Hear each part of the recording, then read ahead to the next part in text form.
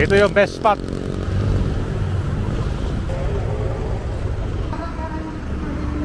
Ito na ang Binondo, Manila ngayon. Ito yung well-known districts in Metro Manila. Ang Binondo na-establish pa to noong 1594. Ganyan katagal na. Nandito na rin yung mga historical buildings, yung mga sinaunang street. Kaya naman talagang kilalang kilala itong Binondo, Manila. At ito din yung mga top tourist destination, lalo na sa mga foreigner. Dahil malapit lang dito sa Intramuros. Ikaw ba, nakapasyal ka na dito? Kung nakapasyal ka dito more than 10 years ago na, malaki na yung pagbabago ngayon. So kasama sa i-update natin itong part 2. Napunta na natin itong sa may Plaza Lorenzo Ruiz at dito naman tayo sa Ongpin. Ito daw yung well-known streets in Binondo, Manila. Ito yung mga bilihan, mga jewelry at tinanggal na rin dito yung mga spaghetti wires. Kumbaga binawasan. Lugar na to ay maraming mga bentana jewelry. Ngayon, isa na rin to sa patok na pinupuntahan sa mga naghahanap ng food trip. One of the oldest Chinatown. So mukhang malapit na rin tong Esplanade. Simula dito, Manila Post Office, hanggang dyan sa Arroceros Park. Ganda na. Ito yung Pasig Bigyan Buhay Muli. So ito ito yung continuation ng pag-update natin sa Binondo, Manila. At talaga namang inaksyon agad ni Yorme pagkaupo niya, no? Walang siraing na araw, oras. Diretso agad ito sa pagpapaganda. Tama na tayo sa Quintin Paredes. Oh, ganda ng arko, oh. Una lang ginawa na ito kabayan, yung mga spaghetti wires doon sa Ongpin. Random mo na yun. Yung mga patay na wire na walang ng purpose. Nandito na tayo sa Plaza Lorenzo Ruiz. Sa kanan, papuntang Lucky Chinatown. Dito naman, Divisoria. Ito yung mga tinatanong nilang update. Kita mo na yung pagbabago, tinan mo yung tiles niya, no? Diba? Mas malinis ang tignan. Dati dito, ginagawang swimming pool to dating fountain. Oh, yung mga naliligo. Ayun, no? Diba? Malinis yung tubig. Naibalik kasi dati yung fountain. Purpose ito. Yan, kita mo itong mga sako ng basura.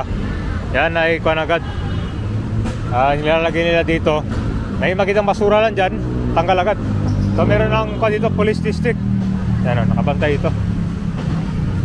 So itong Plaza Kabayan, kwanto para sa mga tao, mga masyal, or pati na rin sa mga estudyante na magpa-practice dito.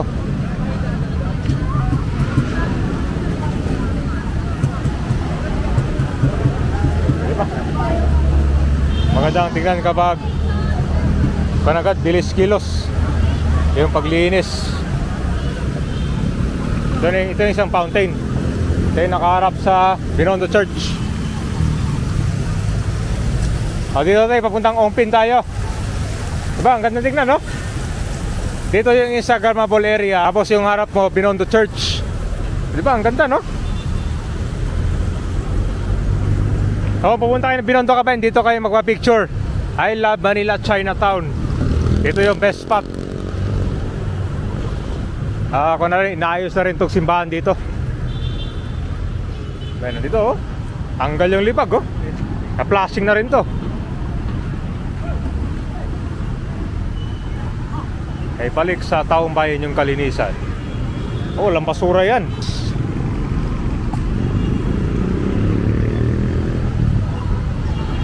Saka disiplinado na rin yung kwan dito, pedestrian lane, no? May mga nagmamanto talaga dito.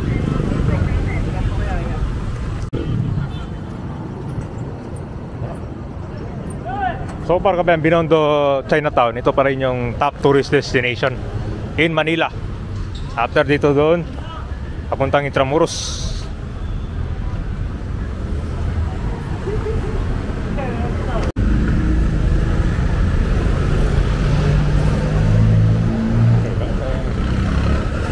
Hey guys, dito tayo sa Ongpin. Ito yung natin, update ulit. After mabawasan yung spaghetti wires, hindi naman totally natanggal talaga. Yung mga nagsasabi dito na gagawing underground cable yan, malaking gastos, medyo matatagalan. Okay na rin ito binawasan.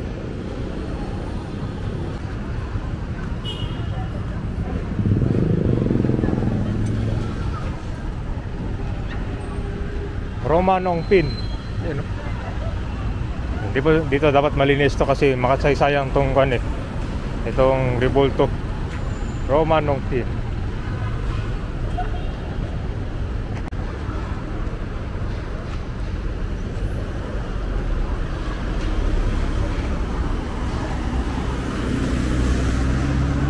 Pero ditong Chinese deli. Ito yung Binondo Bites. Binondo Bites. Haba ng pila. Meron mo sa kabila yan.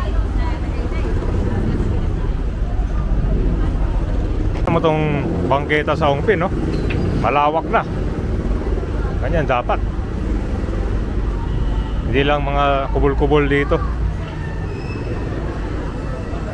Ito ang bagong restaurant, no? Oldest fast food in Chinatown. Wow, Chuangki. Oh, oldest fast food, no? Since 1940. Ayos to, ah. Ay, mahaba din yung pila, oh. Abot ang labas din. Dito sa Shoppers Mart, ito may mga kondin dito, mga food cart. Turks Fried Quickly Baksilog. So ito na po yung Chinatown. Tara.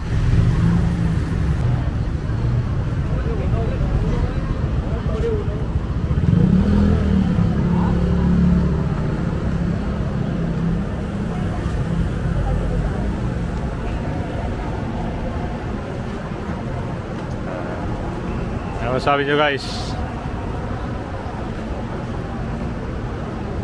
Ongpin South Bridge. Ay, may mga prutas na rin sa gilid, oh.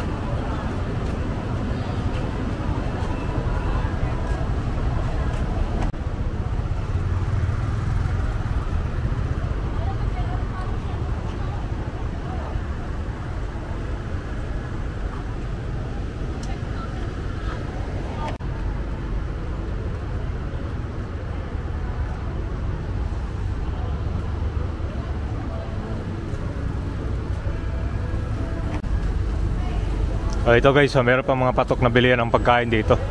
Ito na yung mga egg tart to eh.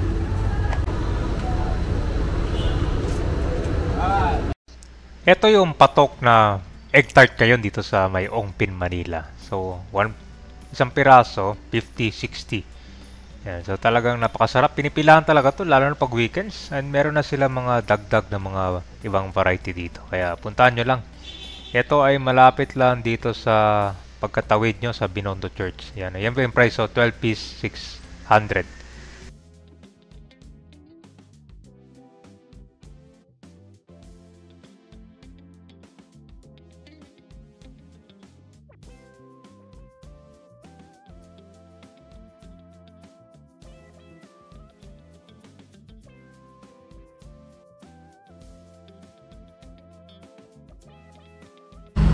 Alright, so nandito na tayo sa part na maraming binaklas dito. Kung dati ka ba yun, pag tumingin ka dyan sa taas, talagang madilim dahil puno ng mga wiring. Pero ngayon, no, lumiwanag kung konti, di ba?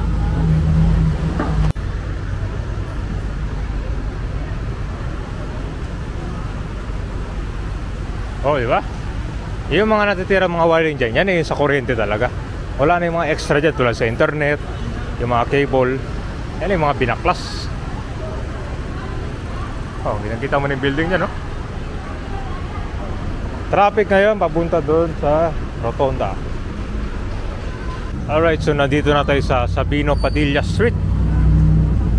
So dito yung kabayan, Chinatown Hotel. And then yung casino.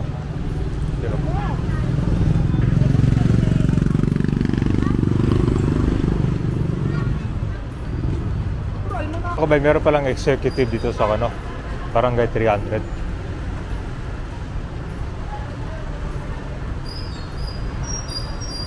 So may curfew. All officials in place, good manners. Ayan. Ayun, ganda. So maganda ito, nababasa natin. Ayan. Sana masabi nyo kabay, no? Malaking improvement dito sa mga bangketa. Ay ba, diretso na yung lakad ng mga tao dito sa mga obstruction.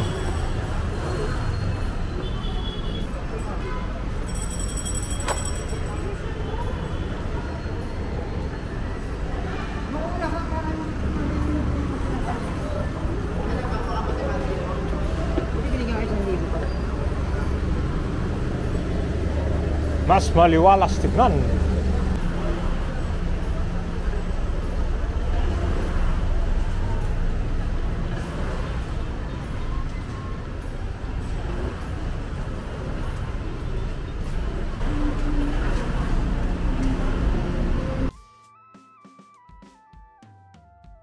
So ito na po yung District Binondo in Manila. Grabe, akala mo nasa Makati ka or BGC. Tapos may mga benefits din pala dito no, kapag kumuha kayo ng kondo. Talagang ideal investment siya ngayon dahil dito ay malapit sa mga commercial area din ng Manila. So dito patuloy yung growth niyan. 'Di ba? Ang dami ng mga projects dito sa Binondo tsaka Intramuros. Una na tong Pasig River Esplanade. At alam nyo ba na nagdagdag ng mga electric ferry boats dito sa Pasig River? Ibig sabihin pag galing ka dito sa Escolta, pupunta ka ng Makati, sasakay ka lang ng ferry boats. Magandang modes of alternate yan. Kaya maganda rin kung sa mga kukuha dito ng kondo or yung mga nag-invest na dito na pang business, talagang maganda yung return. Yan, tapos, yan, marami pa tayong mga projects na abangan dito. Siyempre sa Pag-upo ni Yorme, talagang unting pinapaganda. So, investment opportunity, yan, maganda dito. Tingnan mo yung Pasig River Esplanade, simula sa Fort Santiago yan, hanggang dito na sa Arroceros Park yan. Yan po yung Phase 1 to Phase 4. So, maganda rin itong project ng Marcos Administration. Talagang ito yung Pasig Bigan Buhay Muli.